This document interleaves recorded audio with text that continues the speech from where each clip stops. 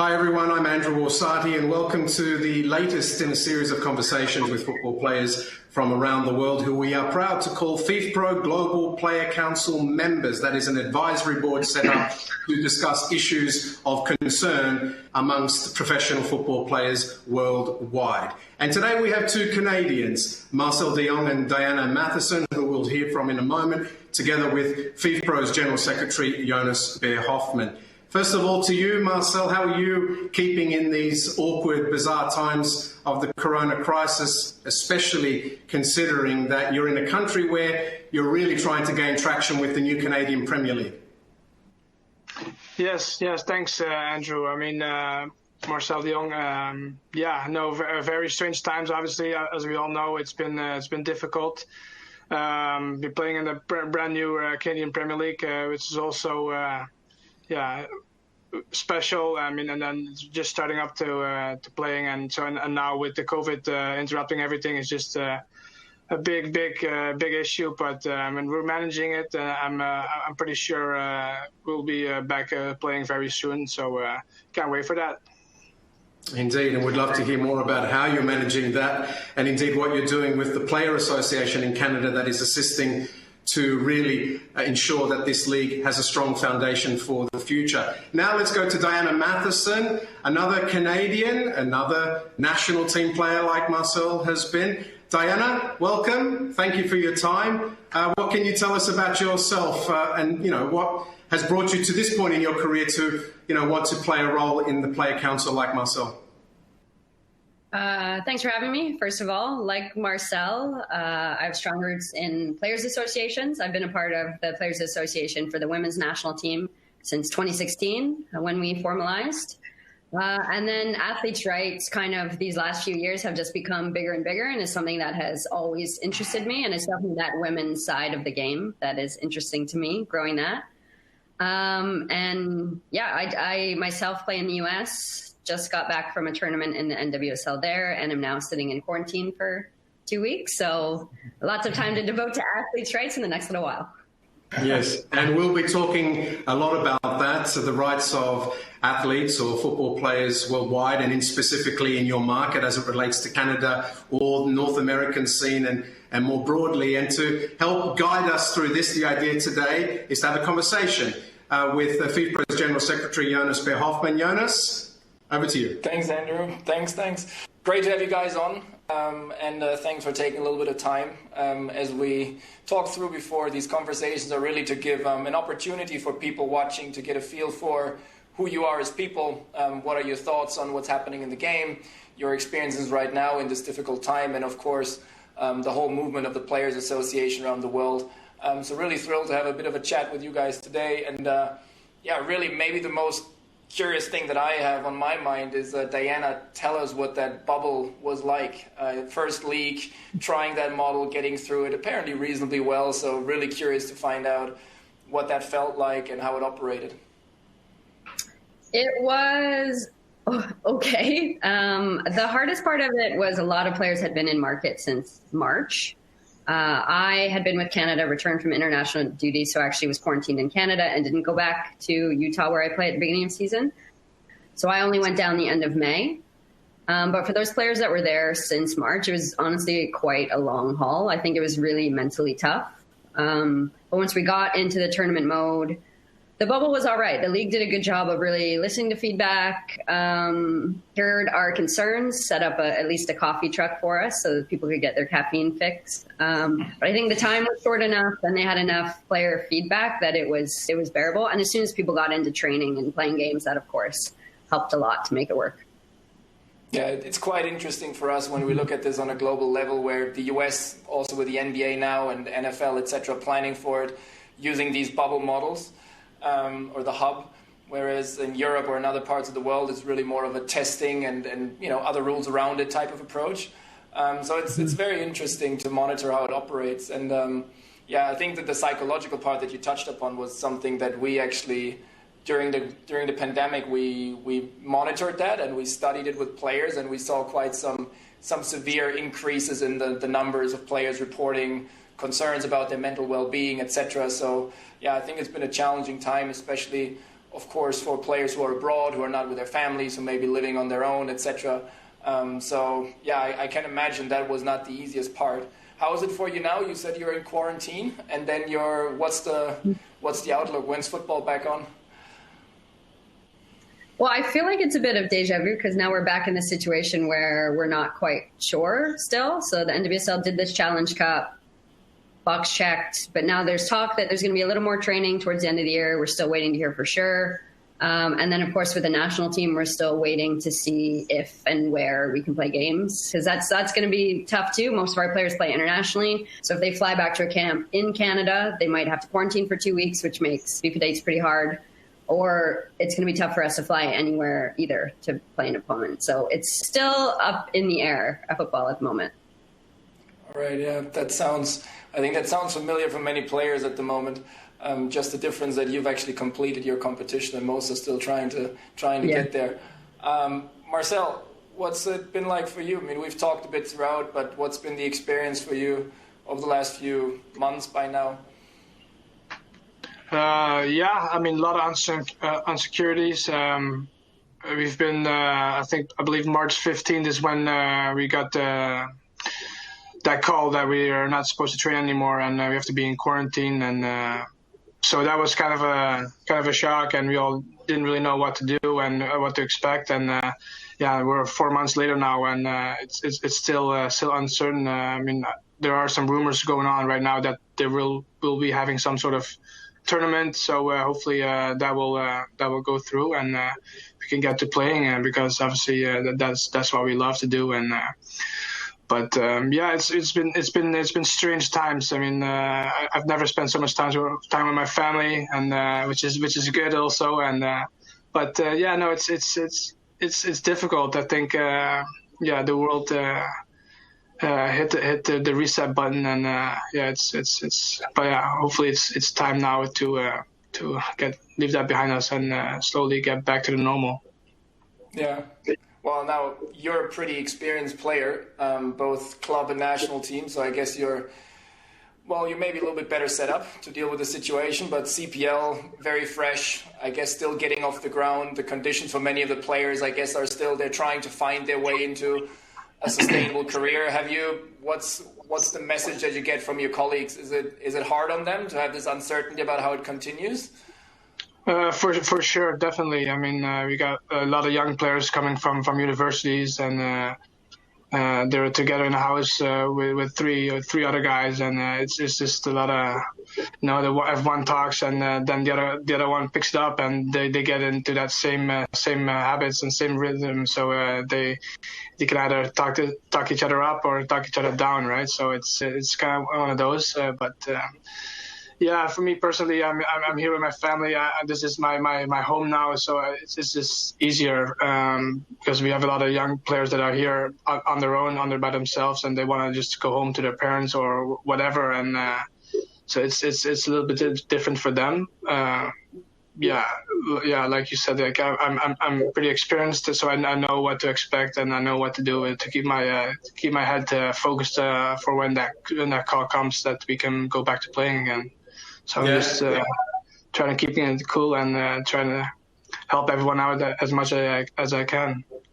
And with that experience, Marcel, if we could just touch on that, because for many watching this for the first time, or perhaps meeting you for the first time like this together with Diana, it's good to explain a little bit more about your background. And you've played, of course, in different parts of the world, in the Netherlands, Germany, also in the United States in Major League Soccer, and now back in Canada. And the question I have for you is what really fascinates me about the evolution of the Canadian professional scene, at least for men in this case, is you already have a few clubs that are participating in the US League, Major League Soccer, whether it's Vancouver, Montreal, etc. And now you have this evolution, leading up to a World Cup that Canada, Mexico, and the United States will host in 2026. So you're establishing yourselves with a league. You're playing in that league with Pacific FC, and you've had your problems with injuries in recent times coming back to Canada. But what was it that you have found going back to Canada to establish the professional scene there? And what's really driving you to help your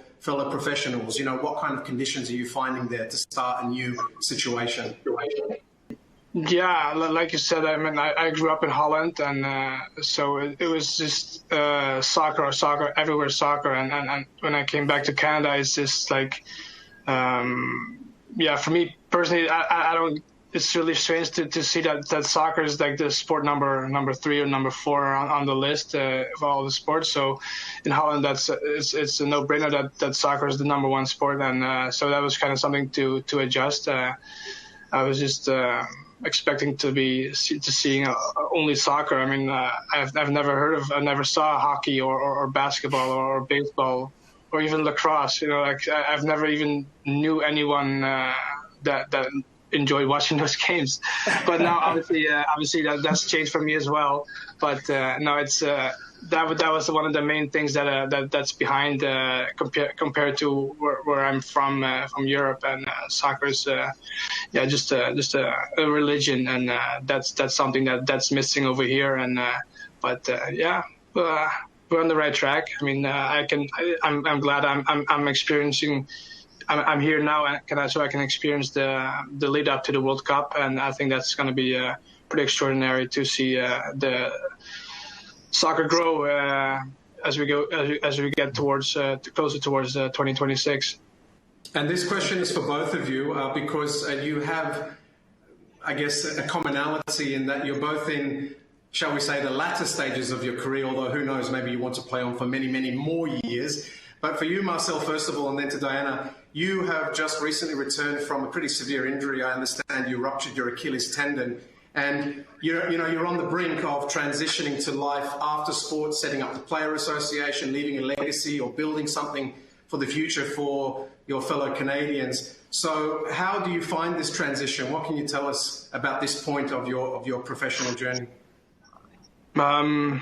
Yeah, it's interesting times. I mean, hopefully I can play a couple more years, obviously, but we all know, it's a funny game. You can feel great at right now, but 2-3 months later, and you can feel like a really, really, really old man, and so who knows? But no, I mean, I'm like, for me as a player from growing up in Europe, it's always different than a player that is growing up in North America, because they have this they get drafted, they went to college, to universities, and in Europe is just you go to high school, and when you're good, you go straight into the system of playing soccer professionally.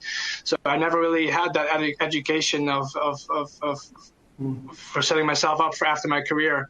So and that's something that we're trying to do now with the union also, and to create those options for players during or even after their careers to change into a new career path, and hopefully that is something I can help with.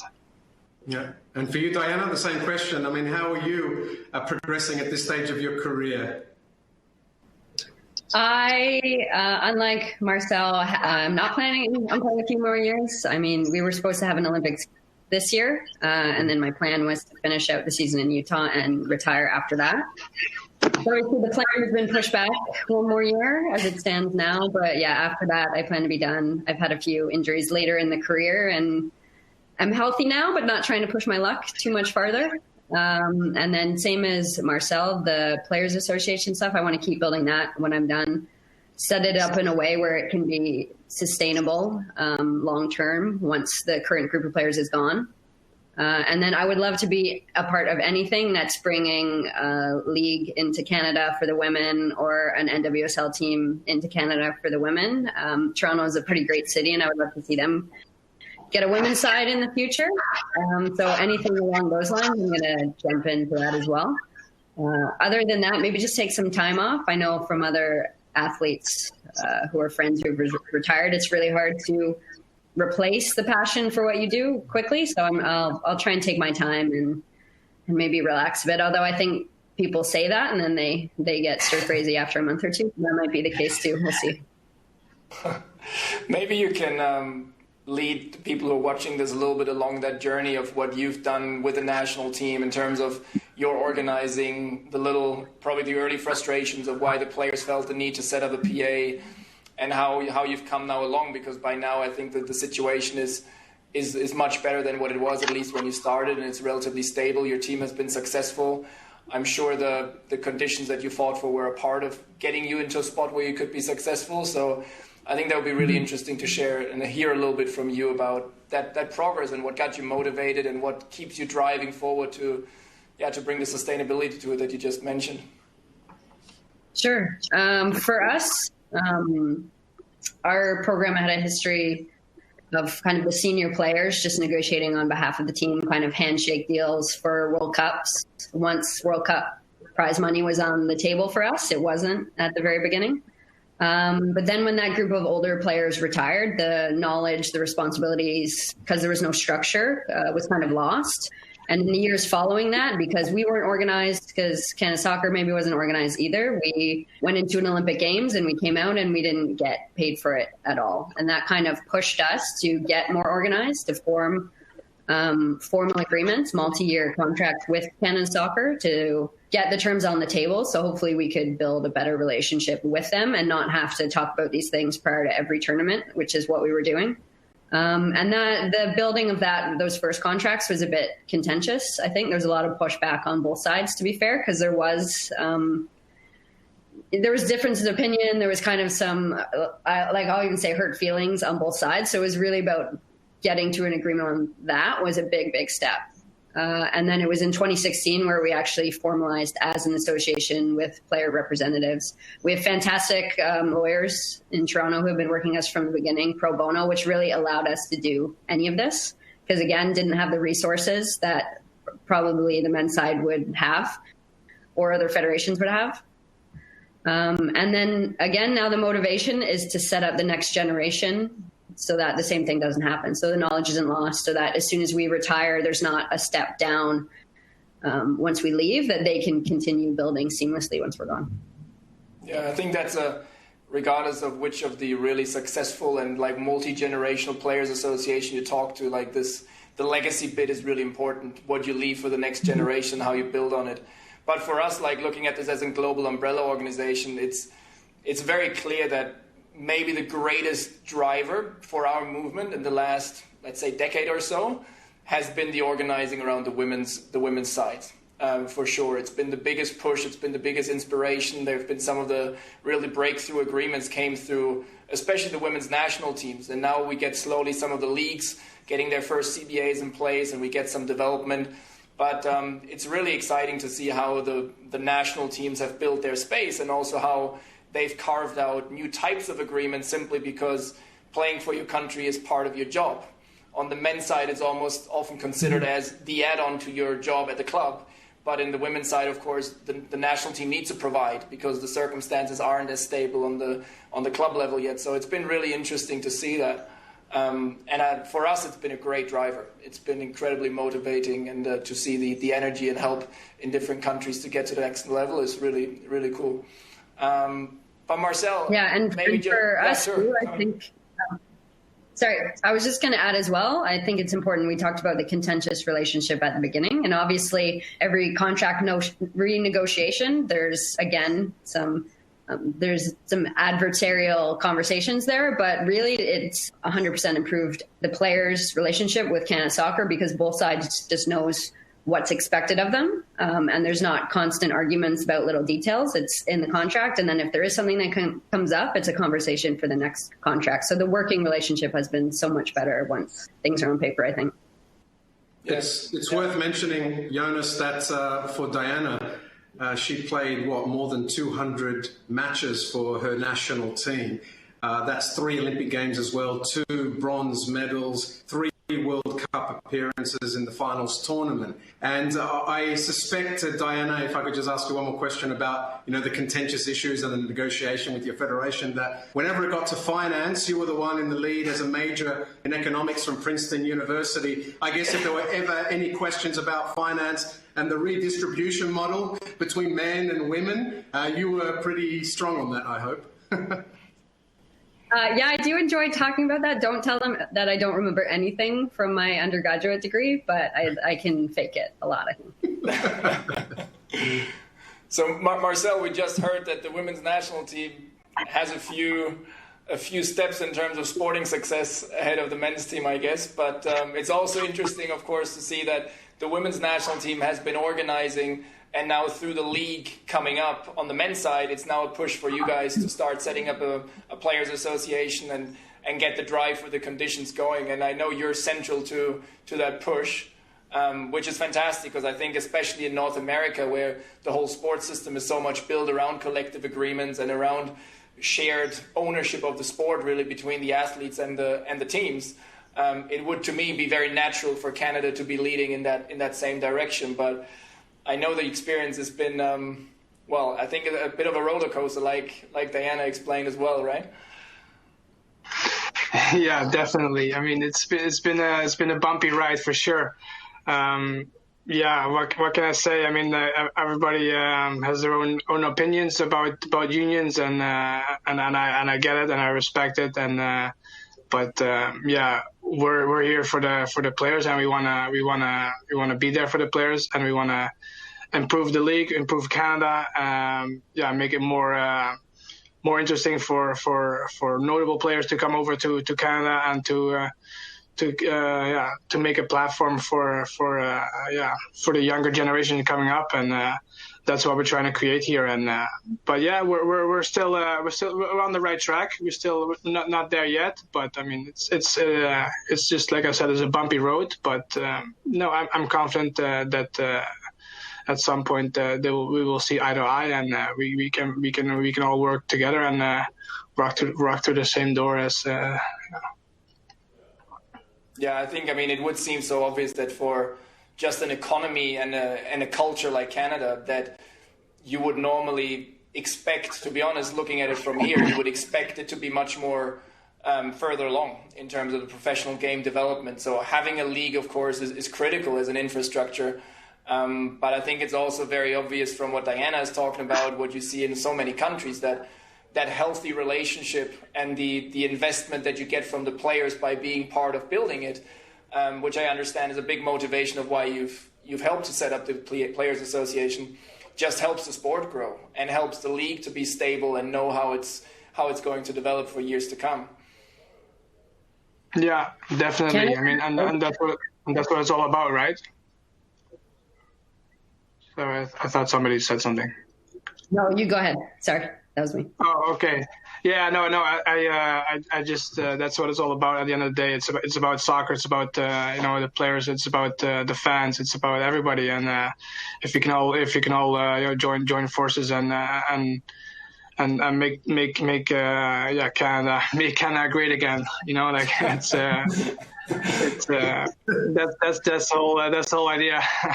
So Curious, Marcel, a little bit about your experiences, because, of course, as a member of FIFPRO's Global Player Council, with a global outlook, you bring home with you to Canada many experiences from playing in countries like the Netherlands and Germany and so on, and then later even in a very well-organized US league, which is rapidly becoming a league of choice for many players. And it wasn't always the case. Everyone looked at Europe and South America, but, this is evolving and leagues are emerging and doing well. So what kind of issues have you experienced around the world that, you could bring home or that you would like to share with us?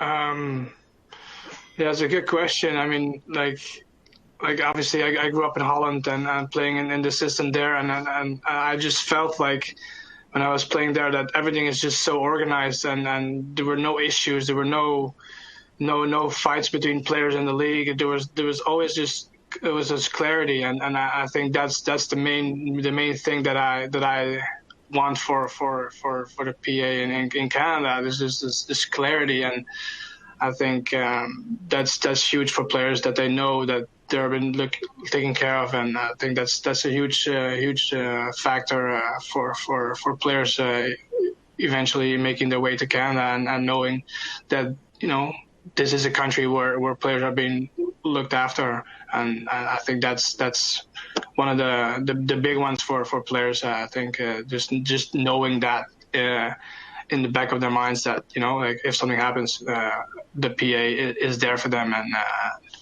yeah, so that's, I think, the main thing for me. Diana, how are you observing this, obviously, with the women's national team being so strong, but still a lot of the players going south to play their club careers, right? What do you see the opportunity to be for a women's professional league to come along in Canada as well, now that the door's been pushed open, I guess, to have a parallel structure to MLS? Why not to NWSL as well? Yeah, I think if you asked any women's soccer player in Canada, that would be the dream, to get a pro league here. I mean, the reality is I think we're still a few steps away from that. We don't even really have a unified semi-pro league or anything like that from coast to coast. Nowhere really like the CPL for anyone who's done with the youth system to play. And to be fair, like, Canada's not great at its own professional sports leagues. Very much we piggyback off the US. We get teams, you know, in Major League Baseball and the NBA and NHL. It's all the same. It's a North American league that we have teams in. We only have our own league for Canadian football, not football, but North American football. And even it has financial trouble. So it's not an easy thing to run a professional sports league in Canada. And hopefully with the CPL around now, and hopefully their growth and the Players Association's growth can kind of give steps for hopefully what it'll take for the women to get a league in the future too. But we really have to build up the steps under that first, and then look for that league in Canada. But in the meantime, yeah, the NWSL is always there as an option too, which might be easier to do in the shorter term than building your own league right now. Yeah, and Jonas, of course, it's worth mentioning that the NWSL, even though we're talking about women's football in one of the most progressive markets in the world, in the United States, for women, you see that it also had a bumpy ride in its third or fourth iteration now. It folded and then came back, and I hope for all the women playing football that will be a sustainable competition that provides jobs for all women looking to pursue a professional career. But Diana, I think on that point, given all the experience you've had at national team level, club level, you discuss so much, no doubt, with your colleagues in the change room about what it's like, not only in your domestic market, but elsewhere, the opportunity to go to countries now that are opening up more and more, like England, France, Germany. You see other traditional strongholds like Sweden. And we recently released the report which really detailed the conditions for female players around the world, that report called Raising Our Game. And I was wondering, what's your view on the evolution of the women's game and what opportunities are opening up? Yeah, it's really interesting to watch right now, I think. I think we're seeing it become more and more like the men's game.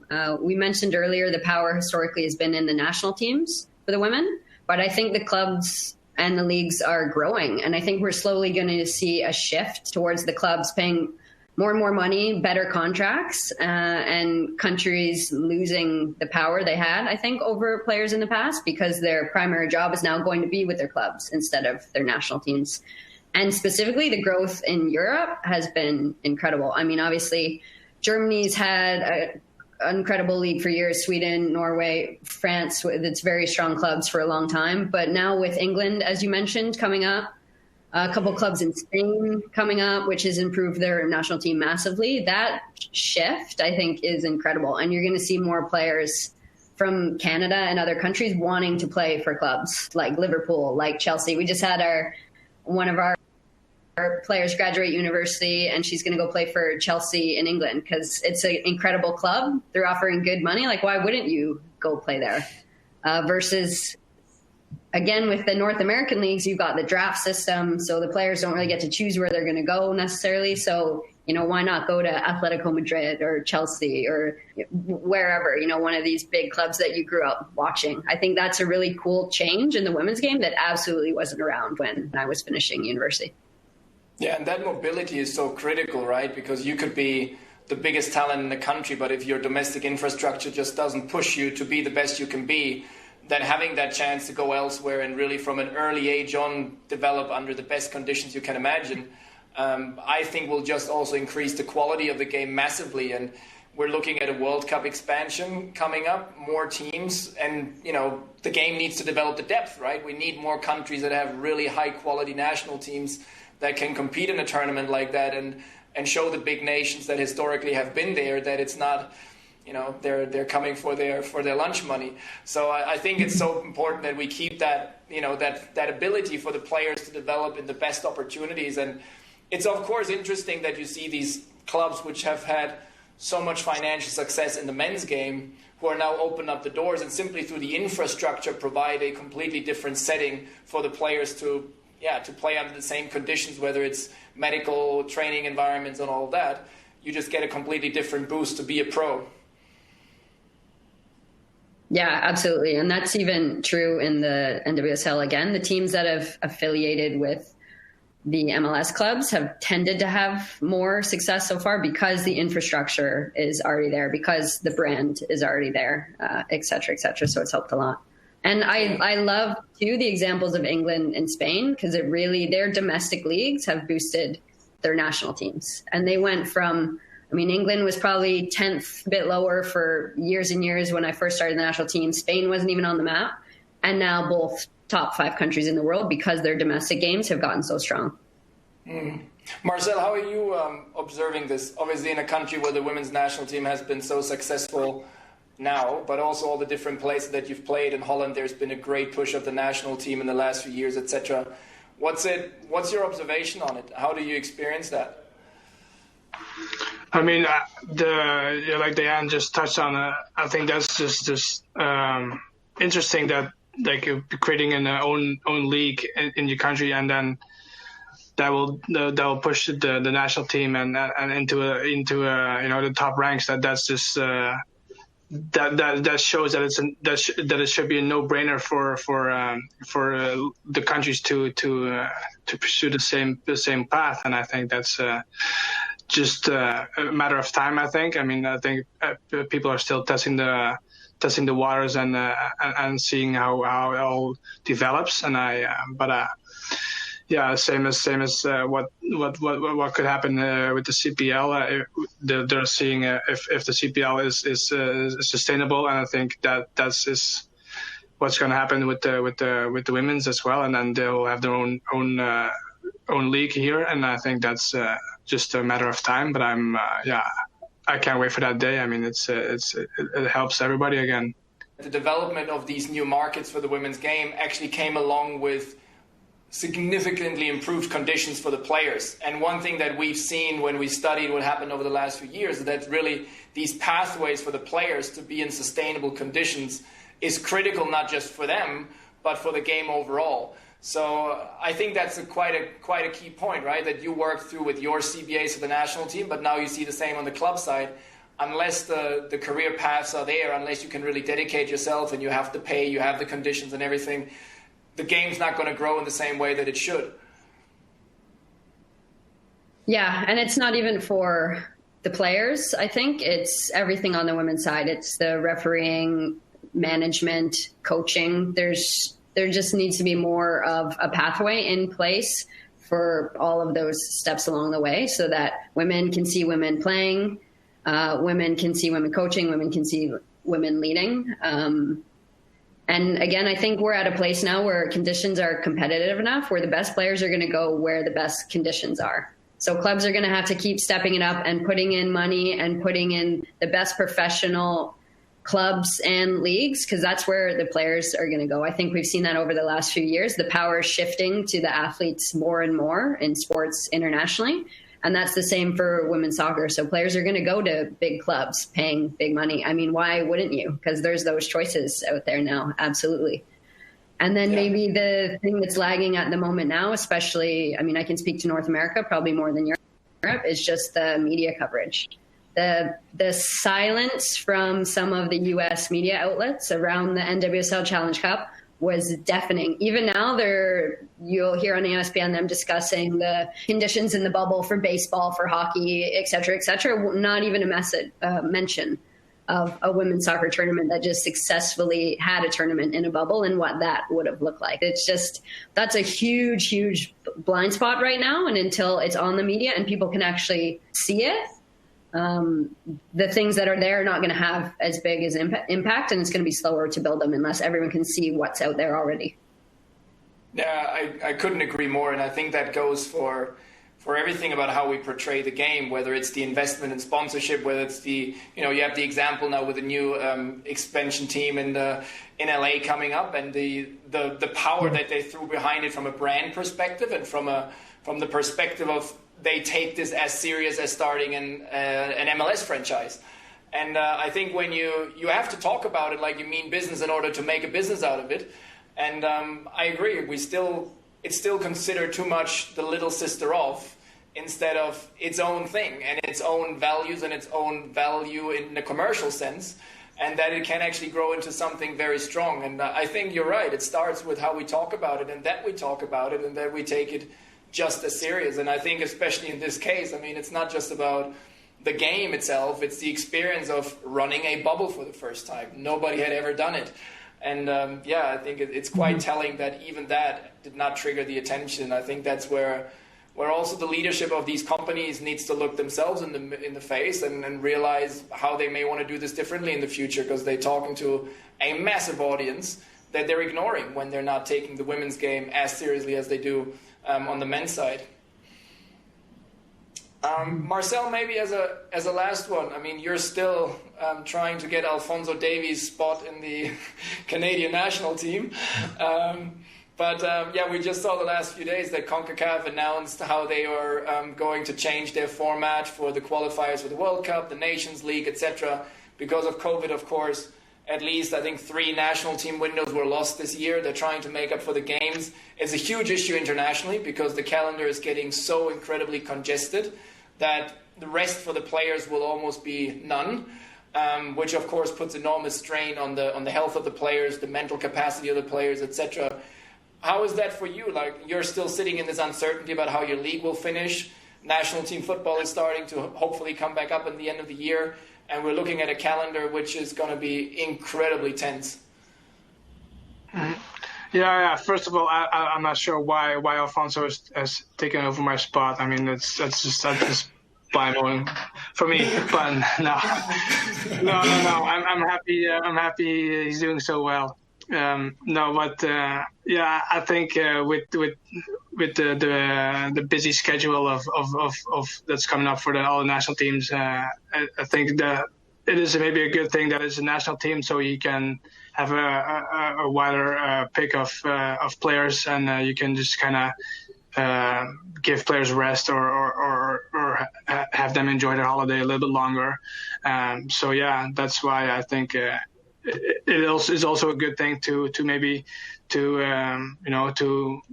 give other players a chance to play for their country, and I think that's you can also see it as a positive thing too, right? And so I'm a half full kind of guy, half glass half full kind of guy. So I think it's a positive thing to do, I think. Yeah, I agree. It would be a massive opportunity if that allowed for more crack-ins for younger guys or slightly older guys to get a little bit more of a depth chart. No, you're right. Yeah. But the pressure, of course, on the big stars is going to be enormous to show up for all of these games, and it's just not going to be sustainable. So I agree. It needs that kind of response to say, okay, look, there is opportunity now to spread it a bit further and get more players into the rotation and see how many actually are there. And that's a great pathway again for the next generation. Yeah, for sure. It's also kind of weird. The last I think the Champions League set up right now. Players have finished their seasons to go into the holiday and then kind of come back for the Champions League. So that's kind of changed up everything for the entire year. Leading over into the next year, next preseason, all of that. So it's kind of interesting to see what's going to happen with those players when they have such a huge game load. Indeed, and there are so many international competitions that still need to be run, like the European Championships, like the Olympic Games, which is key to the women to really showcase their potential. So much still to tackle in this uncertain period. But for now, we're going to leave it there. I would like to thank both Marcel de Jong and Andrew Matheson for joining us. So to Jonas, Baer-Hoffmann. Fabulous, riveting conversation. And we hope that everything progresses well for you in Canada and for the remainder of your career and beyond as you look to establish these player associations to help defend the fundamental rights of your colleagues in your market and indeed around the world as members of FIFPRO's Global Player Council. We're going to leave it there and say thank you to our audience for joining us. For more, you can go to our website, fifpro.org. You can also follow us on Twitter, Instagram, and so on to find out more about what's happening with a whole range of professional football players worldwide. Bye for now.